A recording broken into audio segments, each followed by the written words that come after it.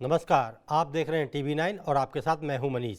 आज हम बात करने जा रहे हैं इनकम टैक्स को लेकर। दरअसल इनकम टैक्स एक ऐसा सब्जेक्ट है जिसको लेकर आम लोगों के मन में कई तरह की उलझन होती है। वो सोचते हैं कैसे रिफंड लेना है, कैसे ITR भरना है, तमाम तरह के सवाल होते हैं। तो इन्हीं सब सवालों के जवाब देने के लिए हमने सोचा कि आपको गेस्ट से मुहैया कराते हैं जो हमारे स्टूडियो में आके खुद आपको सारे सवालों के जवाब देंगे। तो गेस्ट हमारे साथ मौजूद हैं योगेंद्र कपूर जी, जो कि एक चार्टर्ड अकाउंटेंट हैं। सर, आपका TV9 पे बहुत बहुत स्वागत है। तो सर, मेरा पहला सवाल जो है कि वो इनकम टैक्स में सरकार ने जो लिमिट बढ़ाई है टैक्स की, मतलब 7 लाख से बढ़ा के 12 लाख कर दी है, तो इसका बेनिफिट किसको मिलेगा और कैसे मिलेगा, और ये जरा बताइए सर। जी सर। देखिए, हमारे को पहले एक चीज़ बहुत क्लियरली ये समझना है कि जो इस बजट के अंदर, बजट 25 के अंदर जो अमेंडमेंट्स हुई हैं, ये एप्लीकेबल हैं फॉर द फाइनेंशियल ईयर 25-26 जी। राइट। तो पॉइंट इज कि जो भी टैक्स के जो इम्प्लीकेशंस हैं उनका जो फ़ायदा है वो उन लोगों को मिलेगा जो इस फाइनेंशियल ईयर के अंदर जिनकी इनकम जो है जनरेट हो रही है, और उनकी जो टैक्स कैलकुलेशंस हैं वो बेस्ड ऑन वो जो रिजीम सिलेक्ट करेंगे अपने एम्प्लॉयर के साथ, चाहे न्यू टैक्स रिजीम करें चाहे ओल्ड टैक्स रिजीम, तो उसके बेसिस पे उनका कैलकुलेशन होगा। जो 12 लाख की लिमिट करी गई है वो हमें एक चीज़ क्लियरली समझना है कि वो अंडर न्यू टैक्स रिजीम है। जी, मतलब ये सर 2025-26 के लिए होगा ये। मतलब अगर कोई आदमी पुराना फाइल करना चाहे, मतलब पिछले साल का, तो उसको अभी इस स्लैब का फ़ायदा नहीं मिलेगा। एब्सोल्युटली जी। कि अभी हमें ये समझना है कि जो FY 24-25 जिसको हम असेसमेंट ईयर 25-26 कहेंगे, उसकी जो अभी ड्यू डेट्स आ गई हैं आगे, जिसकी रिटर्न्स फाइल होनी है, उनके जो स्लैब डेट्स हैं वो हमारे पुराने वाले ही हैं, जिसमें न्यू टैक्स रिजीम के अंदर 7 लाख की जो लिमिट है जिस तक कोई टैक्स नहीं है, और जो रिवाइज लिमिट है एज आई सेड कि वो हमारे FY 25-26 के लिए एप्लीकेबल है।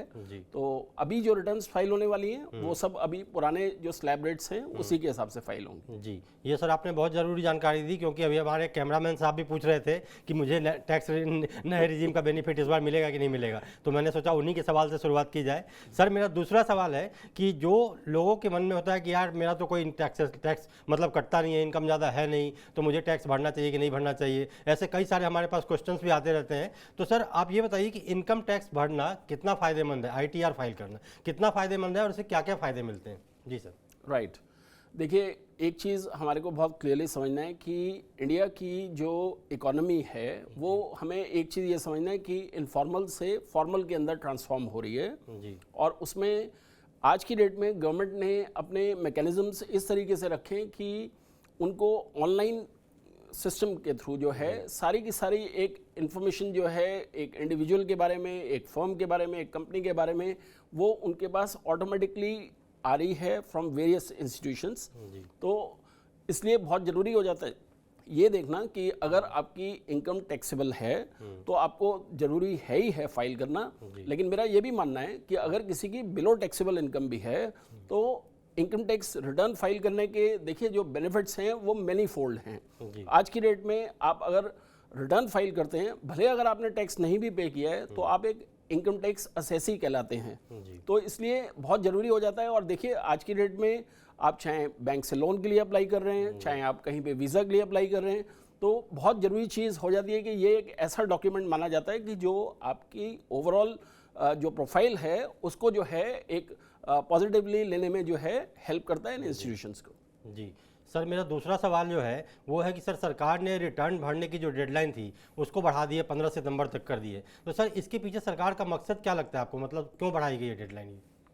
देखिए, हमें ये समझना है कि इनकम टैक्स डिपार्टमेंट का जो सॉफ्टवेयर है उसमें कई तरीके की अपडेशंस जो हैं वो टाइम टू टाइम होती हैं। और इस बार जो है क्योंकि उन्होंने जो अपने सॉफ्टवेयर को अपग्रेड करा है वो इस तरीके से करा है कि जितने भी, जैसा मैंने बताया कि ऑनलाइन जो इनकम टैक्स डिपार्टमेंट को इन्फॉर्मेशंस आती हैं वो आप ये मान के चलिए कि उनका जो 360 डिग्री व्यू है उसके अंदर जो है आज उनके पास ऐसा नहीं है कि सिर्फ बैंक से इन्फॉर्मेशन आ रही है। आज चाहे आप कोई सब रजिस्ट्रार के पास अगर आप कोई प्रॉपर्टी का ट्रांजैक्शन कर रहे हैं, या आपने कहीं पे म्यूचुअल फंड में इन्वेस्टमेंट किया है, या क्रेडिट कार्ड पेमेंट्स हैं, कहने का मतलब यह है कि मल्टीपल सोर्सेज हैं जहां से इनकम टैक्स डिपार्टमेंट को इन्फॉर्मेशन आ रही है। और इसलिए बहुत ज़रूरी हो जाता है कि ऐसी सिचुएशन में आपका जो टैक्स रिटर्न फाइल करना जो है वो बहुत ज़रूरी है कि जो डिपार्टमेंट की साइट पे आपके पैन नंबर के अंडर जो इन्फॉर्मेशंस अपलोडेड हैं, जिसे हम एक बोलते हैं 26 AS स्टेटमेंट, जिसमें एक ब्यौरा आता है कि आपको कहाँ कहाँ से आपकी आमदनी हुई है और कहाँ पे आपका टैक्स कटा गया है। जी। उसके अलावा एक स्टेटमेंट कहलाती है AIS जो एनुअल इन्फॉर्मेशन सिस्टम है, और ऐसे ही एक होती है TIS टैक्स इन्फॉर्मेशन सिस्टम, जिसमें आपने जो भी अपनी ट्रांजैक्शंस करी हैं, चाहे उसमें आपने स्टॉक मार्केट या कैपिटल मार्केट में भी ट्रांजैक्शंस करी हैं, वो जो हैं वो साइट पर अपलोड होती हैं। और ऐसे ही आपकी जितनी भी इनकम्स हैं, चाहे वो डिविडेंड इनकम है, चाहे रेंटल इनकम है, चाहे आपने कोई भी ऐसे इंस्टीट्यूशंस के साथ ट्रांजैक्शन करी है कि जो आपने अपने फाइनेंशियल ईयर के दौरान करी, वो जो है इंफॉर्मेशन जो है अपलोड होती हैं साइट पे। और बहुत ज़रूरी है कि जो आप रिटर्न फाइल करते हैं, रिटर्न फाइल करने से पहले आपको ज़रूरी है कि इन सभी चीज़ों को आप साइट पे देख लें, क्योंकि अगर आप ऐसा नहीं करेंगे या किसी चीज़ को इग्नोर करके चलेंगे तो आप जो है इनवाइट कर सकते हैं कि इनकम टैक्स डिपार्टमेंट से आपको जो है नोटिस इशू हो सकता है। तो इसलिए बहुत ज़रूरी हो जाता है कि आप जब रिटर्न फाइल कर रहे हैं तो उसमें ये सारी चीज़ों का ध्यान रखना बहुत ज़रूरी है। और इसीलिए डिपार्टमेंट ने इस बार जो है टाइम इसीलिए एक्सटेंड किया गया है। और इसमें मैं ये भी बता दूं कि जो टाइम एक्सटेंड किया है वो सिर्फ इंडिविजुअल्स के लिए किया है। आज की डेट में जो फर्म्स और कंपनीज हैं जिनके ऊपर ऑडिट एप्लीकेबल है, उनकी डेट जो है जो 31 अक्टूबर थी वो वही है। तो जो डेट एक्सटेंशन है वो सिर्फ इंडिविजुअल्स के लिए है। और मेरा ये मानना है कि इससे आप ये देखेंगे कि आपके जो ऑटो पॉपुलेटेड इन्फॉर्मेशन है वो ऑटोमेटिकली इनकम टैक्स डिपार्टमेंट का जब आप फॉर्म फाइल करने जाएंगे रिटर्न का, उसमें ये सारी कॉम्प्रिहेंसिव इन्फॉर्मेशन सामने ही दिख रही होंगी आपको। मतलब ट्रांसपेरेंट रहेगा पूरा सिस्टम। एब्सोल्युटली जी सर, हमारे साथ कुछ दर्शक भी जुड़ रहे हैं, क्योंकि हमारा मकसद ये था कि दर्शकों के मन में जो मतलब कन्फ्यूजन है उसको क्लियर किया जाए। तो हमारे साथ एक नीतीश कुमार करके दर्शक जुड़े हुए हैं, आइए देखते हैं उनका सवाल क्या है। मैं PCR से कहूँगा कनेक्ट किया जाए। तो आ गए नीतीश जी, आप अपना सवाल हमारे टैक्स एक्सपर्ट से पूछ सकते हैं। आपको मेरी आवाज़ आ रही है? हाँ सर, गुड आफ्टरनून। जी गुड आफ्टरनून। TV9 पर आपका बहुत बहुत स्वागत है। Thank you sir. सर मेरा क्वेश्चन ये है कि मैं ना एक नया बिजनेस मैन्युफैक्चरिंग स्टार्ट करने वाला हूँ, तो मेरे को इस चीज़ का कंफ्यूजन है कि मैं मतलब पार्टनरशिप स्टार्ट करूँ, LLP स्टार्ट करूँ या प्राइवेट लिमिटेड कंपनी खोल के स्टार्ट करूँ। From the tax point of view से काफ़ी कंफ्यूजन है सर। मैं इसमें काफ़ी ऑनलाइन रिसर्च भी किया, बट कोई कंक्लूजन तक नहीं पहुँच पाया। उसमें मैं आपका इंसाइट चाहता हूँ। जी आपको ज़रूर बताया जाएगा। तो हम इसलिए हमारा मकसद ही यही था कि लोगों के सवाल का जवाब मतलब ऑनलाइन दिया जाए, जो दिया जाए। तो सब मैं अपने टैक्स एक्सपर्ट से गुजारिश करूंगा कि ज़रा इनका उलझन दूर किया जाए। जी सर।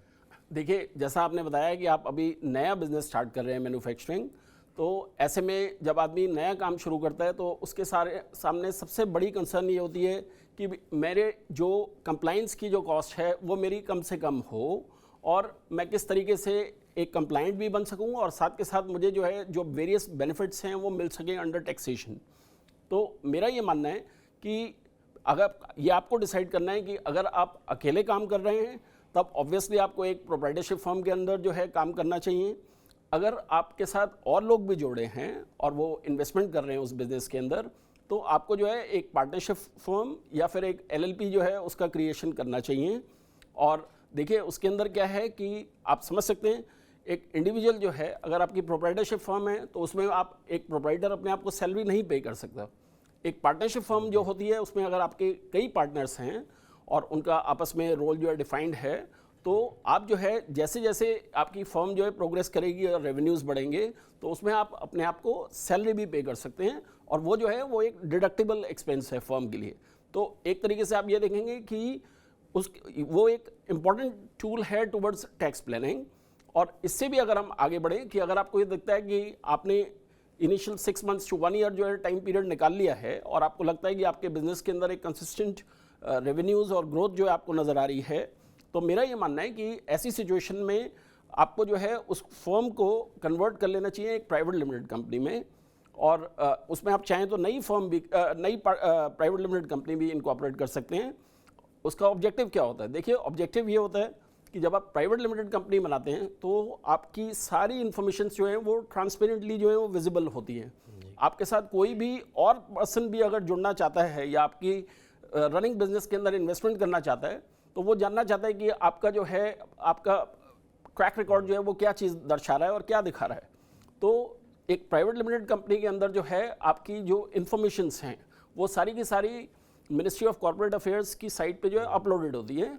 तो उसमें कोई भी जो आदमी आपसे जुड़ना चाहता है वो जो है आपके बारे में जो जानना चाहता है वो उसको उसमें विजिबल भी होता है और उसी को आपके साथ जो है ट्रांजैक्ट करना हो और आपके बिजनेस में इन्वेस्ट करने में वो उसे हेल्प भी करता है। और from the taxation point of view आप ये देखिए कि जब आप एक प्राइवेट लिमिटेड कंपनी बनाते हैं तो आप कई तरीके की बेनिफिट्स जो हैं उसके अंदर आप ले सकते हैं। आपको एज डायरेक्टर सैलरीज भी पे करी जाती है। आपको जो है अगर कंपनी ग्रो करती है तो उसके अंदर जो है आपने अगर उसके अंदर आप शेयर होल्डर हैं तो आपको जो है डिविडेंड भी पे कर सकती है कंपनी जो है। तो इस तरीके से आपकी और नॉट ओनली एनुअल वेल्थ जो है एक annual income as well as wealth दोनों का जो ग्रोथ है वो एक कंपनी की फॉर्मेशन के थ्रू जो है सबसे बेस्ट तरीके से होता है। तो नीतीश जी, मुझे लगता है आपको अपने सवाल का जवाब जरूर मिल गया होगा। तो TV9 से जुड़ने के लिए धन्यवाद। हमारे पास सर एक और जुड़े हुए हैं, उनका नाम है अभय सक्सेना जी। तो आइए जानते हैं उनका क्या सवाल है। जी अभय जी, बताइए आपका क्या सवाल है। हाँ सर, नमस्कार सर। जी नमस्कार। मेरा सर क्वेश्चन ये था कि आजकल इनकम टैक्स के अंदर 143 सबसेक्शन 2 के अंदर नोटिस आ रहा है स्क्रूटनी असेसमेंट का। तो इसमें हमें क्या क्या डॉक्यूमेंट्स देने होंगे, क्योंकि कोई एनेक्सर नहीं है, कुछ नहीं है डिपार्टमेंट की तरफ से। देखिए अभी हमें एक चीज़ समझना है कि इनकम टैक्स डिपार्टमेंट ने जो असेसमेंट ईयर 24-25 है उनकी जो हैं उन्होंने स्क्रूटनी का जो सिलेक्शन का प्रोसेस है वो अभी 30 जून को ख़त्म हुआ है। और अभी जो है आपके पास जो नोटिस आ रहे हैं सेक्शन 143(2) का वो जो है अभी एक अपने आप में इंटीमेशन है कि आपका केस जो है वो सिलेक्ट किया गया है स्क्रूटनी के लिए। और अभी आप देखेंगे कि अगले 1 महीने के अंदर आपको जो है एक प्रॉपर जो है क्वेश्चनर आएगा और वो जो है साइट पे भी अपलोड होगा और आपके ईमेल एड्रेस और मोबाइल दोनों पे इंफॉर्मेशन शेयर करी जाएगी उसकी। और उसके अंदर जो है आपके ऊपर जिस रीजंस की वजह से आपका केस सिलेक्ट किया गया है स्क्रूटनी में वो भी मेंशन किया जाता है उसके अंदर। और साथ के साथ जो क्वेश्चनर है उसके अंदर आपसे जो आपके बिजनेस से रिलेटेड जो है या आपके जो सोर्सेज ऑफ इनकम है उससे रिलेटेड जो है उन्हें कहीं पे भी अगर देखिए ऐसा है कि इसमें एक चीज़ हमें समझना है कि इनकम टैक्स डिपार्टमेंट ने गाइडलाइंस जो हैं वो ड्रॉ कर रखी है जिसके बेसिस पे केस सिलेक्शन होता है। और जो क्वेश्चनर है उसके अंदर जो जो आपसे इन्फॉर्मेशंस मांगी जाएंगी आपको जो है उसके accordingly informations as well as documents को जो है अपलोड करना होगा। तो आई थिंक अभी for the timing you will just have to wait for a while. आपको क्वेश्चनर डिटेल जो है वो अभी आएगा। तो अभी आपको इंतजार करना है और जैसे ही जैसा कि सर ने बताया कि आपके पास डिटेल इन्फॉर्मेशन आएगी फिर आपको उसका जवाब देना है। तो उम्मीद है आपको आपके सवाल का जवाब जरूर मिल गया होगा। सर अब आगे बढ़ते हैं कि अक्सर देखा गया है कि इनकम टैक्स भरते समय, खास करके रिटर्न फाइल करते समय लोग बहुत गलतियां करते हैं जिसकी वजह से उन्हें पेनल्टी भी लगती है, रिवाइज रिटर्न भरना पड़ता है। तो आप एज एन एक्सपर्ट लोगों को क्या सलाह देंगे कि उनको इनकम टैक्स फाइल करते समय सबसे ज़रूरी किन बातों का ध्यान रखना चाहिए। जी सर। राइट देखिए इनकम टैक्स डिपार्टमेंट ने जो एक बहुत अच्छी चीज़ करी है over a period of time और अपने जिस तरीके से सिस्टम्स को अपग्रेड करा है तो आज की डेट में आपके पैन नंबर के अंदर जो हैं आपकी कंप्लीट इंफॉर्मेशंस जो हैं वो इनकम टैक्स की साइट के ऊपर अवेलेबल हैं जिसके ऊपर ये भी आ रहा है कि आपको कहाँ पे आपने इनकम जो है जनरेट करी है, किस किस हेड्स के अंदर, कहाँ पे आपका क्या टैक्स कटा है और कहाँ पे आपने कोई भी अपनी इन्वेस्टमेंट्स करी हैं। तो जरूरी चीज़ ये हो जाता है कि जब आप रिटर्न फाइल कर रहे हैं एज अ सैलरीड एम्प्लॉई या जिनकी अगर सिंपल इंटरेस्ट इनकम है वो रिटर्न्स आप खुद भी फाइल कर सकते हैं और उसमें आपको प्रोफेशनल हेल्प की इतनी ज़रूरत नहीं है अनलेस एंड अनटिल आपका कोई सोर्सेज ऑफ इनकम में जैसे कैपिटल गेन्स है वो एक ऐसा हेड है कि जिसमें क्योंकि कई तरीके की टैक्स रेट्स जो हैं एप्लीकेबल हैं depending upon the nature of gain, चाहे शॉर्ट टर्म हो या लॉन्ग टर्म, वहाँ मैं ज़रूर मान सकता हूँ कि एक प्रोफेशनल हेल्प की ज़रूरत पड़ सकती है। लेकिन अदर देन दैट जो है आपकी क्योंकि कॉम्प्रिहेंसिव इन्फॉर्मेशंस आपके सामने साइट पे अवेलेबल हैं तो उनको आपको कोलेट करके और तभी रिटर्न को फाइल करना है। और तब आप देखेंगे कि अब इतना सिंप्लीफाई कर दिया गया है डिपार्टमेंट की तरफ से कि आप रिटर्न फाइल करते हैं तो आप देखिए कि 1 हफ्ते के अंदर जो है रिटर्न प्रोसेस भी हो जाती है और अगर आपका रिफंड बनता है, आपने क्लेम करा है उसमें, तो वो आपको पे भी किया जाता है। जी सर, ये आपने बहुत ज़रूरी जानकारी दी। और हमारे साथ एक और दर्शक जुड़े हुए हैं जिनका नाम है करण। तो जी करण जी, अपना सवाल पूछिए। करण जी, आपको आवाज़ आ रही है? जी, अपना सवाल पूछिए। आज हमारे पास 2 टैक्स रिजीम है तो आप क्या सजेस्ट करेंगे कि फॉर जिसके लिए होम लोन या लॉन्ग टर्म लोन चल रहा है उनके लिए क्या बेस्ट होगा, कौन सा टैक्स रिजीम, ओल्ड या न्यू टैक्स रिजीम? जी बिल्कुल ठीक है। देखिए ये एक अच्छी बात है कि आज की डेट में एक इंडिविजुअल जो है उसके पास ऑप्शन है कि न्यू टैक्स रिजीम या ओल्ड टैक्स रिजीम वो दोनों में से एक रिजीम को ऑप्ट कर सकता है। और ऐसे में बहुत ज़रूरी हो जाता है कि हर इंडिविजुअल को जो है एक कंपैरेटिव एनालिसिस जो है अपने एंड पे करके देखना पड़ेगा कि उसको जो है कौन सी रिजीम में फॉलो करने में उसको एडवांटेज है। हमें एक चीज़ को क्लियरली समझना है कि जो ओल्ड टैक्स रिजीम है उसके अंदर जो है डिडक्शंस जो हैं वो अवेलेबल हैं आपको अलग अलग सेक्शंस के अंदर चैप्टर 6 की, लेकिन जो न्यू टैक्स रिजीम है उसमें कोई भी डिडक्शन अवेलेबल नहीं है। तो ऐसे में बहुत ज़रूरी हो जाता है कि आप ये देखें कि आपका कंपैरेटिव एनालिसिस करके कि किस रिजीम के अंडर आपको जो है टैक्सेशन जो है वो आपको ज़्यादा फ़ायदा पहुंचा रही है। तो उसमें ये चीज़ आप खुद भी कर सकते हैं क्योंकि स्लैब रेट्स जो हैं वो डिफाइंड हैं, और उसके अलावा जो है जो डिडक्शंस हैं उनकी भी जो लिमिट्स हैं वो क्लियरली डिफाइंड है कि कौन से सेक्शन में कितनी डिडक्शन आप क्लेम कर सकते हैं। अच्छा, तो ठीक है, मेरा इसके ये बाद मानना है कि रिटर्न फाइल करने से पहले आप जो है एक अपना कंपैरेटिव एनालिसिस करके देखिए, जिस रिजीम में आपको फ़ायदा है आप उसको ऑप्ट करके और रिटर्न फाइल कर सकते हैं। जी, तो उम्मीद है आपको आपकी सवाल का जवाब ज़रूर मिला होगा। हमारे साथ एक और गेस्ट जुड़े हुए हैं, नीतीश जी हैं। नीतीश जी, पूछिए आपका क्या सवाल है, आप क्या पूछना चाह रहे हैं? सर मेरा क्वेश्चन ये है कि हम लोग एक लिथियम आयन बैटरी बनाते हैं, मोंडा बैटरी करके नाम है उसका। इसमें हम ये जानना चाहते हैं कि हमें कोई स्टार्टअप इंडिया में कोई टैक्स बेनिफिट मिल पाएगा? हम दिल्ली रजिस्टर्ड हैं, अभी स्टार्टिंग में ही मतलब 1 महीने 2 महीने ही हुआ है, अराउंड 1 करोड़ की हमारी रेवेन्यू जनरेट हुई है उससे। जी, तो कोई टैक्स बेनिफिट जो स्टार्टअप इंडिया को स्टार्टिंग में 10 इयर्स वाला होता है, ऐसा हमने गूगल में पढ़ा है, मतलब ऐसा कुछ हमें मिल पाएगा क्या अभी? जी, देखिए, जैसा आपने शुरू में मेरे से पूछा था कि आपकी एक नई मैन्युफैक्चरिंग कंसर्न है, और आपने ये भी पूछा था कि आपके वो किस काइंड ऑफ स्टेटस के अंदर एडवांटेज है कि चाहे प्रोप्राइटरशिप फर्म या पार्टनरशिप या प्राइवेट लिमिटेड कंपनी। एक चीज़ हमारे को क्लियरली समझना है कि स्टार्टअप इंडिया के अंडर जो है आपको अपनी कंपनी को जो है रजिस्टर कराना पड़ेगा, और उसमें जो है आपको आपके जो प्रपोजल है और आइटम को जो है वो देखा जाएगा कि ये किस तरीके से इंडिया के अंदर जो है ये हेल्प करती है एक मैन्युफैक्चरिंग या प्रोडक्शन प्रोसेस के अंदर जो है, और उसके अंदर आपको जो है टैक्सेशन की जो लोअर रेट है 15% का, वो जो है आपके ऊपर एप्लीकेबल होता है। तो मेरा ये मानना है कि आप एक उस स्कीम के अंदर आपको as soon as possible under a private limited company जो है उसको अपनी कंपनी बना के और उसके अंदर जो है अप्लाई करना चाहिए, और उसमें आप ये देखेंगे कि वो आपको कंसेक्यूटिव ईयर्स के लिए जो है टैक्स बेनिफिट अवेलेबल रहेगा। जी नीतीश जी, उम्मीद है आपको आपके सवाल का जवाब मिल गया होगा।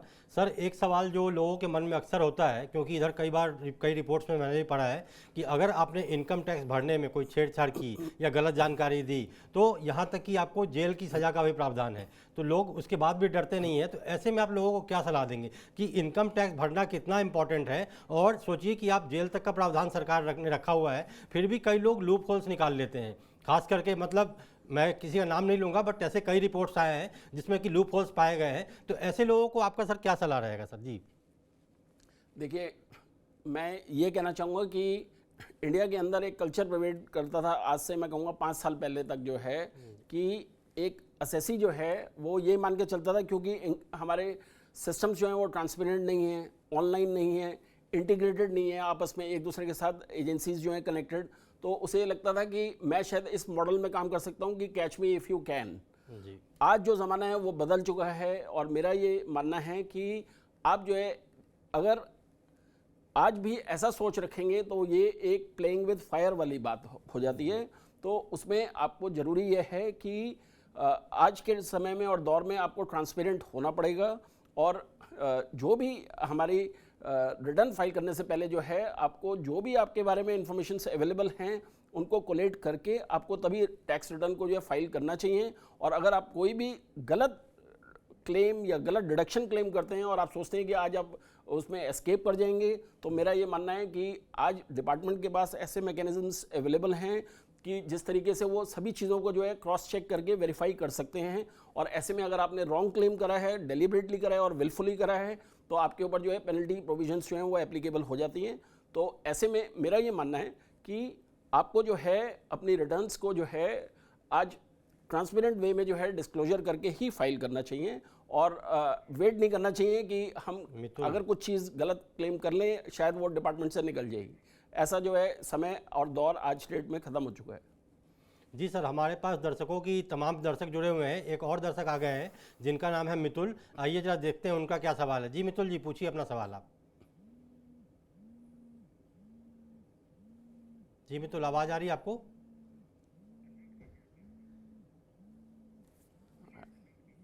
मित- आवाज़ नहीं आ रही है। मितुल जी, आपको आवाज़ आ रही है? सर इस बार जो हमारा आईटीआर की जो फॉर्म्स है लेट से जो आ रही है, तो इसके लिए हमें क्या और टाइम मिलेगा कि कैसे करना होगा? अपना सवाल ज़रा दोबारा पूछिए, आपकी आवाज़ थोड़ी ब्रेक हो रही है। आईटीआर 2, 3, 4 जो लेट से आ रही है सर। जी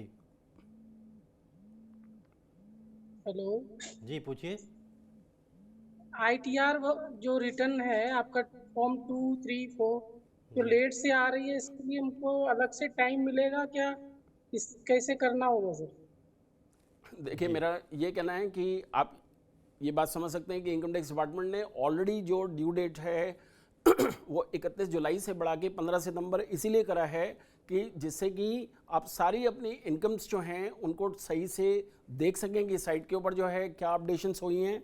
और ऐसे में जो है जो भी हमारे फॉर्म्स हैं वो एक एक करके सब अपलोड हो रहे हैं इस टाइम पे। और आप जो है वेरी सून जो है आप देखेंगे कि आप आराम से जो है रिटर्न जो है वो फाइल कर पाएंगे। और मेरे को नहीं लगता है कि 15 सितंबर से आगे जो है गवर्नमेंट जो है अनलेस एंड अनटिल कोई किसी टाइप की ऐसी सिचुएशन आ जाए जो गॉड फॉरबिड जैसे कोविड आ गया था या कुछ है ऐसी कोई सिचुएशन कोई हमें, क्योंकि जब ऐसा अंदेशा नहीं है तो आपको ये मान के नहीं चलना चाहिए कि डेट जो है किसी ना किसी वजह से ज़रूर एक्सटेंड हो जाएगी। जी मितुल जी, उम्मीद है आपको आपका जवाब मिल गया होगा। सर, ऐसा अक्सर देखा गया है कि जब रिटर्न लोग भरते हैं तो कई तरह के फॉर्म होते हैं जो टेक्निकल में लोग समझ नहीं पाते हैं। फॉर्म 1, फॉर्म 2, सरल, पहले कई तरह के फॉर्म आए थे। तो आपको सर ये मतलब एज ए आम दर्शकों को ये मैं बताना चाह रहा था कि कौन सा फॉर्म कितना इंपॉर्टेंट होता है और रिटर्न भरने में ये कितना काम आता है। जी सर। सर आप चाहें तो पानी भी पी सकते हैं, कोई दिक्कत नहीं है। No problem. देखिए, हमें एक चीज़ बहुत क्लियरली समझनी है कि इनकम टैक्स के जो फॉर्म्स हैं वो इसी हिसाब से बनाए गए हैं कि जो आपके सोर्स ऑफ इनकम जो आपके ऊपर एप्लीकेबल हैं उसके हिसाब से आपको जो है टैक्स रिटर्न अपना फाइल करना है। जो सबसे सिंप्लीफाइड फॉर्म है वो ITR 1 है और 2 जिनके अंदर जो है मेनली आपको जो है आपकी सैलरी इनकम, इंटरेस्ट इनकम और हाउस प्रॉपर्टी वाला इनकम जो है उसका जो है ब्यौरा देना है। अगर आपके ऊपर आप सेल्फ एम्प्लॉयड पर्सन हैं या उसमें आप चाहे बिजनेस में हों या प्रोफेशन में हैं तो आपको ITR 4 जो फॉर्म है वो फाइल करना है। तो कहने का मतलब ये है कि जितने भी फॉर्म्स हैं वो बहुत क्लियरली स्पेसिफाइड हैं कि जो आपके जो सोर्स ऑफ इनकम है उसके हिसाब से जो है उनमें डिवीजन है। और आपको बहुत ज़रूरी है कि फॉर्म फाइल करने से पहले जो है आपको ये देखना कि मेरे ऊपर कौन सा वाला फॉर्म एप्लीकेबल है और उसके बाद ही आपको टैक्स रिटर्न फाइल करनी चाहिए। क्योंकि अगर आपने गलत फॉर्म फाइल करा तो उसमें आप जो है डिपार्टमेंट से किसी ना किसी फॉर्म में नोटिस या फिर कोई ना कोई डिमांड जो है वो आपके अगेंस्ट रेज हो सकती है। जी सर, हमारे पास एक और दर्शक जुड़ गए हैं जिनका नाम है प्रकाश चंद्र अमृत। तो प्रकाश जी, आप अपना सवाल पूछ सकते हैं, पूछिए आपका क्या सवाल है। सर मैं ये जानना चाह रहा था कि जो नए वाले और पुराना, आपकी आवाज़, अपने आवाज़ को थोड़ा क्लियर कीजिए। सर मेरे से सेलेक्ट हो गया है। पिछले पिछले बार ही मैंने पुराना एक वाला बार सेलेक्ट सवाल कर अपना लिया। दोबारा बोलिए, पूरी आवाज़ नहीं सुन पाए हम लोग। मैं सर ये कहना चाह रहा था कि जो पिछले बार मैंने पुराना इनकम टैक्स स्लैब सेलेक्ट किया था, जी अब इस बार मैं नया स्लैब सेलेक्ट करना चाह रहा हूँ, तो उसके लिए क्या करना पड़ेगा सर? मैं चूंकि खुद से फाइल करता हूँ। जी देखिए, आपको ये समझना है कि इनकम टैक्स की साइट पे अगर आप देखेंगे तो बाय डिफ़ॉल्ट जो है न्यू टैक्स रिजीम का ही फॉर्म जो है वो एप्लीकेबल है। उल्टा अगर आपको ऑप्ट आउट करना है और आपको अगर ओल्ड रिजीम को आप चाहते हैं कि आपके ऊपर अप्लाई करें तो उस केस में हमारे को एक फॉर्म होता है जो अलग से फाइल करना होता है और उसको ऑप्ट करने के लिए।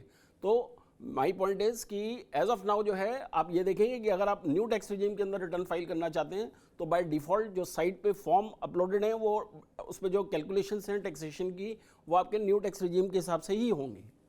मतलब अब सरकार ने ऐसा कुछ कर दिया है कि आप न्यू टैक्स रिजीम आपको अपने आप ही दिखेगा, उसमें उसके लिए आपको कुछ करना नहीं है। हाँ, आप ओल्ड में जाना चाहें तो उसको चेंज कर सकते हैं। जी सर, मैं सही कह रहा हूँ? Absolutely correct. जी सर। सर अब आते हैं जरा रिटर्न फाइल से फॉर्म की हम बात कर रहे थे।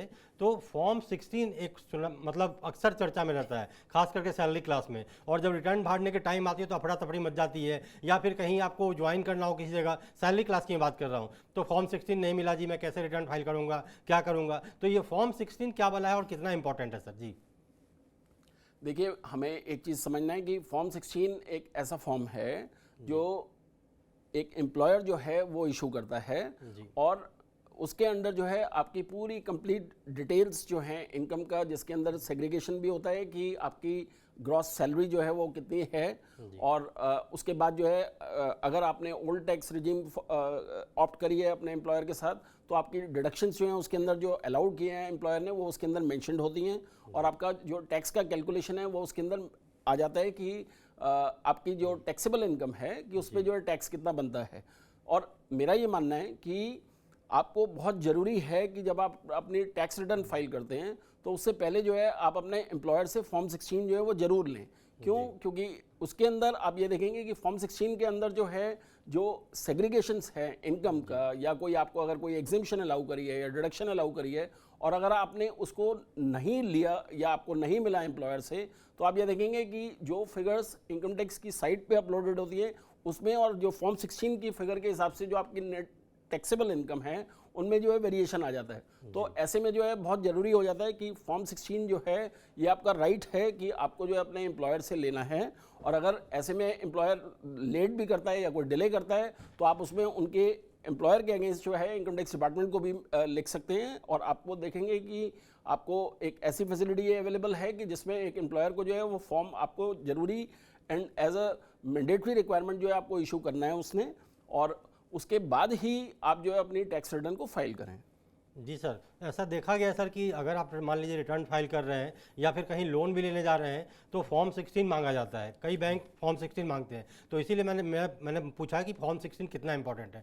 सर अब फॉर्म 16 से चलते हैं जरा उस पर कि रिटर्न फाइल करने में जो धोखाधड़ी हो रही है। अभी कुछ दिन पहले एक रिपोर्ट आई थी और यहाँ तक कि वित्त मंत्री ने गाइडलाइन भी जारी करी कि अगर आप क्लेम सेटलमेंट में या क्लेम लेने में, खास करके 80C में सबसे ज़्यादा झोल झाल होता है, तो अगर आपने 80C में कोई छेड़छाड़ की तो इतने तक पेनल्टी की रकम मुझे याद नहीं एग्जैक्ट, लेकिन इतने तक का पेनल्टी, और उसको भी अगर आप लिमिट क्रॉस कर देते हैं तो आपकी जेल की सजा भी हो सकती है। तो मैंने अभी आपसे जेल वाले सवाल पूछा था, इसलिए मैं बार बार उसका दोहरा रहा हूं ताकि दर्शकों को आगाह कर पाऊं कि इनकम टैक्स डिपार्टमेंट पूरी तरह से ट्रांसपेरेंट है, ऑनलाइन सिस्टम सब सही से काम कर रही है, तो आप रिटर्न फाइल करने में झोल झाल ना करें। और जी सर, तो बताइए इसका क्या इंपॉर्टेंट है। देखिए, जैसा मैंने बताया कि आज का जो दौर और समय है उसमें इनकम टैक्स डिपार्टमेंट के पास जो है कई सोर्सेज हैं जहां से आपकी इन्फॉर्मेशन जो है जो आप अपने इनकम टैक्स रिटर्न के अंदर डाल रहे हैं, और उसमें स्पेसिफिकली अगर आप कोई एग्जेम्पशन क्लेम कर रहे हैं या कोई डिडक्शन क्लेम कर रहे हैं और आपको पता है कि वो आप सही क्लेम नहीं कर रहे हैं, तो आप जो है एक जानते हुए और विलफुली आप जो है, मेरा ये मानना है कि एक इनकम टैक्स डिपार्टमेंट को बेसिकली आप इनवाइट कर रहे हैं कि आपके अगेंस्ट जो है एक्शन जो है डिपार्टमेंट ले। क्यों? क्योंकि आज की डेट में डिपार्टमेंट के पास ये सारी इन्फॉर्मेशन जो है क्रॉस चेक करने का साधन उनके पास अवेलेबल है कि जिसमें वो ये चीज़ों को वेरीफाई कर सकते हैं, और अगर आपने कोई भी डेलिबरेटली कोई गलत डिडक्शन या गलत एग्जेम्पशन और क्लेम्स करें अपने रिटर्न के अंदर, तो आप ये देखिए कि आपको सिर्फ टैक्स ही नहीं पे करना पड़ेगा, आपको पेनल्टीज भी पे करनी पड़ेगी और इंटरेस्ट भी पे करना पड़ेगा डिपार्टमेंट को जो है। जी, मतलब आप रिटर्न फाइल करने में जहां तक हो सके पूरी सावधानी बरतें। अगर आपको कोई दिक्कत हो तो एक्सपर्ट की सलाह लें, लेकिन सरकार का जो है उस पर छेड़छाड़ ज़्यादा ना करें, वरना आपको परेशानी हो सकती है। सर, एक जो सवाल आता है कि लोग अक्सर रिटर्न भर लेते हैं, उनका रिफंड समय पे नहीं आता है। वो कह रहे हैं यार मेरा तो इनकम टैक्स भरे हुए 1 महीना हो गया, 2 महीने हो गए, कई बार CA को फ़ोन लगाते हैं कि भाई मेरा रिटर्न नहीं आया, अभी तक रिफंड नहीं मिल रहा है, क्या करूँ। तो ये सवाल अक्सर लोगों के मन में होता है। तो सर आप ये बताइए कि रिफंड आने का एक पर्टिकुलर टाइमिंग क्या है और कितने दिन में रिफंड आ जाता है। जी सर। देखिए, इस मामले में मैं सबसे पहले इनकम टैक्स डिपार्टमेंट को जो है एक बड़े दिल से एक कॉन्ग्रेचुलेट करना चाहूँगा कि जिस पेस से इंडिया के अंदर जो आज प्रोसेसिंग की पेस है इनकम टैक्स रिटर्न की, कि जैसे ही आप फाइल करते हैं 1 हफ्ते के अंदर जो है आपकी रिटर्न की प्रोसेसिंग भी हो जाती है, और अगर आपका रिफंड ड्यू बनता है और अगर आपने जो चीज़ सही तरीके से क्लेम करी है रिटर्न के अंदर, तो आपका जो आपने रिफंड क्लेम करा है रिटर्न के अंदर वो आपको इन अ वीक्स टाइम आ जाता है। आपका जो प्रश्न है कि अगर कई बार ऐसा होता है कि लोगों के रिफंड लेट हो रहे हैं या कई बार नहीं मिल पा रहे या उसका कोई टाइम फ्रेम कि जितने के अंदर वो रिफंड आना चाहिए, तो मैं एक चीज़ बहुत क्लियरली ये आपके माध्यम से बताना चाहूँगा कि रिफंड इशू करने का कोई टाइम फ्रेम नहीं है इनकम टैक्स डिपार्टमेंट की तरफ से। हाँ, ये ज़रूर है कि अगर आपने जो रिटर्न फाइल करी और उसके अंदर आपने कहीं कोई क्लेम गलत तरीके का आपने जानते हुए जो है क्लेम करा है उसके अंदर जो है, तो उसमें डिपार्टमेंट, क्योंकि आज की डेट में वो सभी चीज़ों को क्रॉस चेक और क्रॉस वेरीफाई करते हैं, तो आपको समझना है कि ऐसे में कई बार डिपार्टमेंट को जेन्युइनली टाइम लग जाता है उसको क्रॉस चेक और वेरीफाई करने में, और जब उनकी सेटिस्फेक्शन होती है कि ये क्लेम जो है सही है, तभी वो जो है आपका रिफंड जो है इशू करते हैं। और कई बार डिलेज का जो रीज़न है वो इसी वजह से हो जाता है। और मेरा ये मानना है कि आपको जो है, जैसा हमने डिस्कस भी किया पीछे, कि बहुत ज़रूरी है कि जो इनकम टैक्स की साइट पे आपके पैन नंबर के अंडर जो भी ट्रांजैक्शंस आ रही हैं, आपको बहुत ज़रूरी तरीके से इंश्योर करना है कि जब आप रिटर्न फाइल कर रहे हैं कि आपने उन सभी चीज़ों को अच्छे से कोलेट करके और तभी आप रिटर्न फाइल कर रहे हैं। क्योंकि अगर आप ऐसा करेंगे तो आप देखेंगे कि आपकी रिटर्न न सिर्फ टाइमली प्रोसेस होगी, आपका रिफंड भी जो है within a week's time आ जाएगा। जी सर, एक और इसमें जो आता है सवाल, एक होता है TDS क्रेडिट। इसका कई बार चर्चा में आती है ये बात, TDS क्रेडिट का जिक्र आता है। तो सर, ये TDS क्रेडिट क्या वाला है और इसको ये किसके लिए इम्पोर्टेंट होता है, और इनकम टैक्स रिटर्न में या रिटर्न फाइल करने में इसकी कितनी भूमिका होती है? जी सर। देखिए, आपकी जो एक इनकम टैक्स की साइट में आपके पैन नंबर के अंदर जो है एक स्टेटमेंट होती है जिसको हम बोलते हैं 26 AS स्टेटमेंट, और इसके अंदर जो है आपकी पैन नंबर के अंदर जो है पूरा ब्यौरा आता है कि आपकी किस सोर्स ऑफ इनकम के अंडर जो है इनकम जनरेट हुई है और कौन से सेक्शन के अंदर, और आपको कितना आपकी इनकम पे टैक्स जो है काटा गया है। तो ये बहुत ज़रूरी चीज़ है कि ये आपको भी जो है अपने एंड पे ये इंश्योर करना है कि कहीं कोई ऐसा सोर्स तो नहीं है कि जहाँ पे आपका टैक्स कटा था और उन्होंने अगर इसको अपनी उन्होंने सही तरीके से रिटर्न नहीं फाइल करी है। क्योंकि अगर उन्होंने ऐसा किया तो आप ये देखेंगे कि अगर उन्होंने रिटर्न नहीं फाइल करी है उस सोर्स ने जिसने आपका टैक्स काटा था, तो वो आपके पैन नंबर के अंदर नहीं रिफ्लेक्ट करेगा। तो आपको ये चीज़ का भी ध्यान रखना है अपने पूरे फाइनेंशियल ईयर के अंदर, ये देखते हुए कि आपकी किस किस हेड के अंदर कहाँ पे सोर्स ऑफ इनकम जो है जनरेट हुई थी और कहाँ पे कितना टैक्स कटा था। और उसके बाद जो है आपको ये क्रॉस चेक करना है कि इनकम टैक्स की साइट पे वो विजिबल है या नहीं। और जो एक इम्पॉर्टेंट चीज़ है वो ये है कि जब आप अपनी रिटर्न फाइल करते हैं तो बहुत ज़रूरी ये है कि आपको जितने भी आपकी इनकम्स जो रिफ्लेक्टेड हैं और जो TDS उस पर आपने क्लेम कर रहे हैं वो जो है वो आपको जो है अपनी रिटर्न के अंदर उसको रिफ्लेक्ट करना भी है। आप किसी भी चीज़ को इग्नोर करके नहीं चल सकते। जी, मतलब अब सरकार ने इतना सब कुछ ट्रांसपेरेंट कर दिया है। और यहाँ मैं ऐड ऑन करना चाहूँगा कि गवर्नमेंट की जो वेबसाइट है, इनकम टैक्स पोर्टल जो है, मतलब उस पर आपको हर चीज़ का स्टेटस भी दिखता है। जैसा कि एक सवाल भी अभी दर्शक ने पूछा था तो उसमें बताया रिफ़ंड की जो बात हो रही है, तो रिफ़ंड का स्टेटस भी सर उसमें आता है आई थिंक, क्योंकि प्रोसेस्ड, सेटल्ड, अनसेटल्ड, वो सारा कुछ पता लगता है। जी सर। सर, मेरा दूसरा सवाल है कि जो निर्मला सीतारमण ने बजट में जो मास्टर स्ट्रोक खेला था, जो 7 लाख की लिमिट को बढ़ा के 12 लाख कर दिया गया था, तो सरकार का उद्देश्य था कि ज़्यादा से ज़्यादा लोग न्यू टैक्स रिजीम में आए, और मुझे लगता है वो पूरा होता हुआ दिखना भी शुरू हो गया है। तो सर, इस पर एज एन एक्सपर्ट आप क्या कहेंगे कि सरकार ने ये मास्टर स्ट्रोक खेला है तो क्या सोच के खेला है? जी सर। देखिए, मैं ये ज़रूर कहना चाहूँगा कि इंडिया के अंदर जो मिडिल क्लास है उनकी हमेशा एक सोच ये रही है कि वो एक सबसे इग्नोर्ड क्लास हैं from the governments point of view. उनको हमेशा ये लगता था कि एक रिच क्लास जो हैं वो लोग जो हैं उनको कई तरीके की जो बेनिफिट्स हैं उनके कॉर्पोरेट्स के अंदर और लोअर टैक्स रेट्स जो है उनको मिलते हैं, तो वो जो है एक लो टैक्स पे करके बाहर निकल जाते हैं। जो पुअर स्टेटा का आदमी है उसकी इनकम क्योंकि टैक्सेबल नहीं है और उसको उल्टा गवर्नमेंट से सब्सिडीज़ मिलती हैं अलग अलग तरीके की, तो उनको ये लगता था कि ये भी एक ऐसा स्टेटा है कि जो टैक्स नहीं पे करता है। उनको हमेशा ये बिलीफ होती थी कि शायद मिडिल क्लास ये एक ऐसा है जो सबसे इग्नोर्ड क्लास है और जो सबसे ज़्यादा टैक्स पे करता है। तो मेरा ये मानना है कि इस बार जो हमारे फाइनेंस मिनिस्टर हैं उन्होंने इस चीज़ को बहुत क्लोजली जो है मॉनिटर भी किया है, वॉच भी किया है, और उसी के अकॉर्डिंगली उन्होंने ये इंश्योर करा है कि जो न्यू टैक्स रिजीम के अंदर जो उन्होंने इंक्रीज़ करी है लिमिट जो है फ्रॉम 7 लाख टू 12 लाख जो है वो इन्हीं चीज़ों को ध्यान में रखते हुए है कि आज की डेट में जो है एक मिडिल क्लास की भी क्योंकि डेफिनेशन जो है वो चेंज हो रही है with the passage of time. तो ऐसे में बहुत ज़रूरी ये हो जाता है कि जो भी आपकी एक एवरेज लेवल ऑफ इनकम है कि उस पर जो है आपको जो है किस तरीके से रिलीफ जो है वो दी जा सकती है। तो मेरा ये मानना है कि ये रिलीफ जो है आपको वो सिर्फ एक जो रिवाइज़ किया गया स्लैब एग्जेम्पशन का हमारी वो उसी से ही नहीं मिली है। आपको ये भी समझना है कि न्यू टैक्स रिजीम में आज जो है जिस तरीके से स्लैब रेट्स को रिवाइज किया गया है, तो आज आप ये देखिए कि एक जो मैक्सिमम टैक्स रेट है आपका 30% का, वो आपका अप्लाई करेगा जब आपकी इनकम 24 लाख से अबव होगी एनुअल जो है। तो मेरा ये मानना है कि गवर्नमेंट ने अपनी तरफ से जो बेस्ट पॉसिबल रिलीफ वो दे सकते थे मिडिल क्लास को, वो उन्होंने इस बजट के अंदर देने की कोशिश की है। और ये जो चीज़ है ये मैं ये मानता हूँ कि एक इसको इस तरीके से देखा जाना चाहिए कि गवर्नमेंट जो है वो एक तरीके से रियलिस्टिक जो टर्म्स हैं इस टाइम जो प्रिवेल कर रही हैं मिडिल क्लास की एक सोसाइटी के अंदर, उसके साथ जो है उन्होंने मैच करते हुए उन इनकम्स को रिवाइज किया है। जी सर, ये गवर्नमेंट ने मिडिल क्लास को राहत तो दी है और इसका असर मुझे लगता है इकॉनमी पे भी बहुत ज़बरदस्त पड़ेगा, क्योंकि लोगों की जब टैक्स में पैसा बचेगा, जो टैक्स पे कर देते थे वो टैक्स का पैसा बचेगा तो कहीं ना कहीं बाजार में ही पैसा आएगा, लोग सामान खरीदेंगे, टीवी खरीदेंगे, फ्रिज खरीदेंगे, लिक्विडिटी बढ़ेगी। तो गवर्नमेंट ने मतलब एक तीर से दो शिकार भी किए, और मतलब मैं पॉजिटिव वे में कह रहा हूँ। इसका मतलब ये है कि आपको टैक्स का भार भी कम होगा और इकॉनमी को भी फ़ायदा मिलेगा, और इकॉनमी बूस्ट होगी तो फिर वो उसका फ़ायदा आप ही को वापस मिलेगा। तो सरकार ने तो मास्टर खोला। सर, अब एक सबसे अहम सवाल जो आता है इनकम टैक्स में कि लोग अक्सर जब से ये न्यू टैक्स और ओल्ड टैक्स रिजीम का हुआ है तो 50 लोग पूछते हैं ओल्ड टैक्स रिजीम बेहतर है या न्यू टैक्स रिजीम बेहतर है, किस में जाना चाहिए। तो इसीलिए हमने सोचा कि एक्सपर्ट से ही पूछेंगे ऑन एयर कि क्या करना चाहिए और किसके लिए न्यू टैक्स रिजीम फ़ायदेमंद है, किसके लिए ओल्ड टैक्स रिजीम फ़ायदेमंद। तो ये थोड़ा सा क्लियर करके बता दीजिए। जी सर।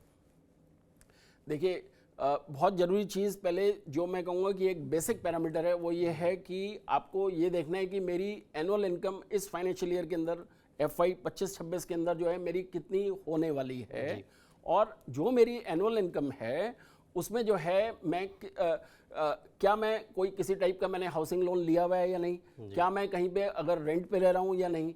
अगर आप ये चीज़ें कर रहे हैं तो आप ये देखिए कि इन दोनों चीज़ों के जो हैं आपको जो हैं एग्जेम्पशंस जो हैं और डिडक्शंस जो हैं वो अवेलेबल हैं। तो ऐसे में जो है ज़रूरी ये हो जाता है कि आप एक बार एनालिसिस जरूर करके देखिए कि जब आप इन डिडक्शंस को और एग्जेम्पशंस को आप अपने एंड पे देखते हैं कि आपकी इनकम जो है इनको अवेल करने के बाद जो है कितनी रह गई, उसके हिसाब से आपको कैलकुलेट करके देखना पड़ेगा कि आपका टैक्स कितना आ रहा है विज़ावी जो न्यू टैक्स रिजीम है जिसके अंदर आपको कोई भी डिडक्शन और जो आपके बेनिफिट्स हैं वो नहीं अवेलेबल हैं डिडक्शंस के, तो उसके हिसाब से आपका टैक्स कितना बन रहा है। तो ये चीज़ जब आप करेंगे तो आपको नज़र आएगा कि मेरे ऊपर अगर मेरे को डिडक्शंस और एग्जेम्पशंस जो है मैं वो क्लेम कर रहा हूँ और जो मैं ऑलरेडी पे कर रहा हूँ, तो आप जो है आप देखेंगे कि आपको ओल्ड टैक्स रिजीम जो है वो भी बेनिफिशियल बन सकती है in comparison to new tax regime. और अगर आप इसमें बिलीव करते हैं कि आप सेविंग में नहीं बिलीव करते हैं, या आपने कोई हाउसिंग लोन नहीं लिया है, या आपने किसी भी टाइप का कोई ऐसा बेनिफिट जो है जो बेसिकली जिसमें आपको डिडक्शन मिलती है, तो आपको जो है न्यू टैक्स रिजीम को फॉलो करना चाहिए, क्योंकि उसके अंदर जो है आज की डेट में जो स्लैब रेट्स हैं जिस तरीके से वो रिवाइज करे गए हैं, तो आप ये देखेंगे कि आपको जो है you will and up having more money in your hands. जो आप जैसा आपने अभी सही बोला कि जब आपके पास ज़्यादा पैसे अवेलेबल होगा in the form of money after tax जो है, तो वो आप इकोनॉमी में ही उसको री इन्वेस्ट कर पाएंगे इन डिफरेंट फॉर्म्स जो हैं, चाहे वो सेविंग की फॉर्म में आप करना चाहें, चाहे वो इन्वेस्टमेंट में करें अपने, जिनसे आपको फर्दर जो है इनकम जो है जनरेट होगी। और इसका आप सर कैलकुलेटर पे भी देख सकते हैं। आजकल गूगल पे कई तरह के टैक्स कैलकुलेटर होते हैं, उसमें आप डाल के आसानी से टैक्स कैलकुलेट कर सकते हैं कि न्यू रिजीम में मेरा कितना टैक्स बन रहा है, ओल्ड रिजीम में कितना बन सकता है। और आई थिंक शायद ये इनकम टैक्स पोर्टल पर भी अवेलेबल है। एब्सोल्युटली जी। तो सर ये तो हुई आम जनता से जुड़ी बातें, और मुझे उम्मीद है कि आम जनता को बहुत सारी जानकारी मिल रही होगी, उनके सवालों का जवाब भी हम लगातार ले रहे हैं। तो सर एक जो सवाल है, ये तो new tax regime old tax regime की बात हो गई। अब सर जो मेरा आखिरी सवाल है आपसे ये है कि इनकम टैक्स भरना, मैंने पहले ही पूछा ज़रूरी कितना है, वो तो आपने बता दिया, लेकिन सर जो सरकार जो चाह रही है, सरकार ने इसलिए स्लैब को बढ़ाया भी, अब उसके बाद भी अगर कोई लूप होल्स बनाते हैं तो एज एन एक्सपर्ट, क्योंकि मैंने एक सुना था कि सबसे ज़्यादा जो खेल होता है वो 80C में ही किया जाता है, तो न्यू टैक्स रिजीम में अगर आप चले गए तो उसमें तो खेल नहीं हो पाएगा। लेकिन 80C को आपको नहीं लगता सर 80C के दायरे को थोड़ा और बढ़ाना चाहिए, क्योंकि उसमें जो लिमिट है वो 1.5 लाख की लिमिट है, और कई साल से ये मांग उठ भी रही है, लेकिन सरकार ने खैर अब स्लैब ही चेंज कर दिया। तो सर ये 80C की, इस पर आपको क्या कहना है कि 80C का लिमिट थोड़ा इंक्रीज करना चाहिए था? जी सर। देखिए, मैं इस चीज़ में बहुत फर्मली बिलीव करता हूँ कि आप सिर्फ एटीसी को लेके चल रहे हैं। मैं इसके साथ में और भी ऐड करना चाहूँगा कि अगर कोई देखिए, आप एक तरफ गवर्नमेंट का ऑब्जेक्टिव ये है कि किस तरीके से हम रियल एस्टेट सेक्टर को भी प्रमोट करें और हाउसिंग फॉर ऑल की जब बात होती है, और उसमें हमें ये समझना है कि आज जो है पिछले 10 साल से जो है ऑलमोस्ट हम ये देख रहे हैं कि जो आप बैंक को ब्याज पे करता है कोई भी जिसने लोन लिया है, और जो इंटरेस्ट सेल्फ ऑक्यूपाइड प्रॉपर्टी के केस में वो लिमिट जो है वो 2 लाख पे ही रिस्ट्रिक्ट करी गई है पिछले 10 साल से। ऐसे ही जो हमारा एटीसी है, एटीसी जिसके अंदर आपकी various forms of schemes available हैं, जिसके अंदर आप डिडक्शन क्लेम करते हैं, चाहे वो इंश्योरेंस प्रीमियम है आपका, चाहे बॉन्ड में इन्वेस्टमेंट है या पीपीएफ में है, फीस है। यस, तो वो जो लिमिट है अगेन जो है 1-1.5 लाख पे जो है पिछले 10 साल से जो है वो वहीं पे ही रिस्ट्रिक्ट करी गई है।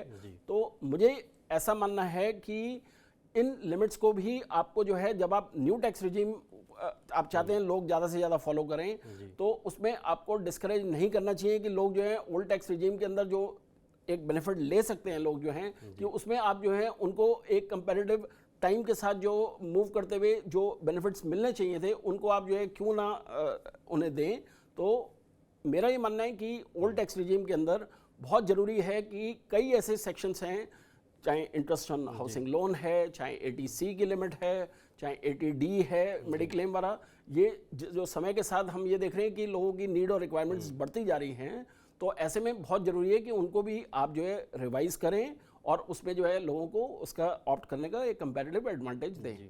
जी सर, उम्मीद है कि सरकार तक ये बात पहुंचे और शायद आने वाले समय में इन लिमिट्स को बढ़ाया जाए, क्योंकि कई सालों से मांग उठ रही है। जैसा आपने भी कहा कि 10 साल से तो एटीसी की मांग हो रही है, तो अब देखते हैं आने वाले टाइम में सरकार क्या फैसला लेती है। लेकिन अभी जो आपने सवालों के जवाब दिए और हमारे साथ तमाम दर्शक भी जुड़े, तो उम्मीद है कि TV9 के देखने वालों को आज बहुत कुछ समझ में आया होगा, क्योंकि इनकम टैक्स को लेकर हमारे सोशल मीडिया पर लगातार सवाल पूछे जा रहे थे। तो हमने सोचा क्यों ना एक शो किया जाए जिसमें दर्शकों का सवाल लिया जाए और उनके सारे सवालों के जवाब दिए जाए। तो सर, TV9 से जुड़ने के लिए आपका बहुत बहुत धन्यवाद। उम्मीद है जनता आपके सवालों से बिल्कुल उनके सवालों का जवाब मिल गया होगा। जी सर, धन्यवाद। जी, तो ये थे एक्सपर्ट जिन्होंने एक एक करके बहुत बारीकी से इनकम टैक्स की हर उलझन को सुलझाने का प्रयास किया, और उम्मीद है कि आपको आपके हर सवाल का जवाब मिला होगा। अगर इसमें भी नहीं जुड़ पाए आप, तो हम तमाम समय समय पर ऐसी चीज़ें लाते रहते हैं जो आम जनता के लिए है। तो आप जुड़े रहिए TV9 के साथ और देखते रहिए TV9। नमस्कार।